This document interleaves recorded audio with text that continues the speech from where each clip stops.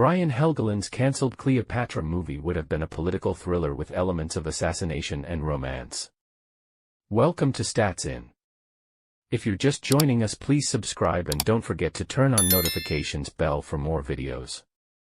Hollywood has struggled to produce a successful Cleopatra film since the costly 1963 version starring Elizabeth Taylor.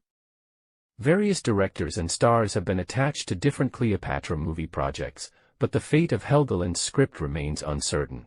Screenwriter Brian Helgeland reveals plot details for his cancelled Cleopatra movie.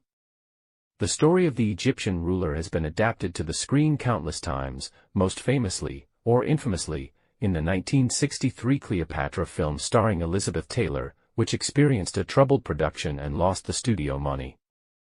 Helgeland, who won an Oscar for 1998's LA Confidential, started writing a new Cleopatra script around 2011 with Angelina Jolie set to play the Egyptian queen and David Fincher attached as director, though the project never got off the ground. During a recent interview with Inverse, Helgeland opened up about his cancelled Cleopatra movie and revealed some intriguing plot details in the process.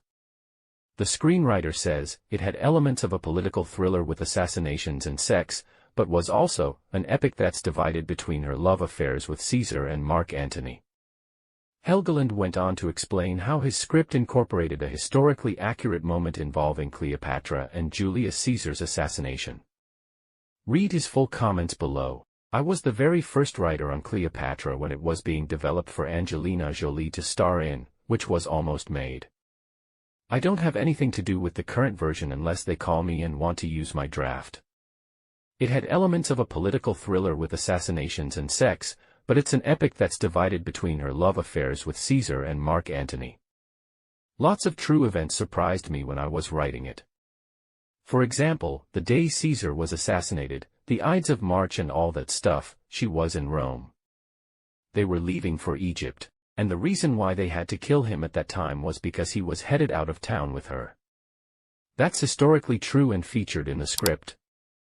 She writes Mark Antony's speech, "Friends, Romans, countrymen," because he doesn't know what to say, but she tells him what to say. It's sort of her way of saying,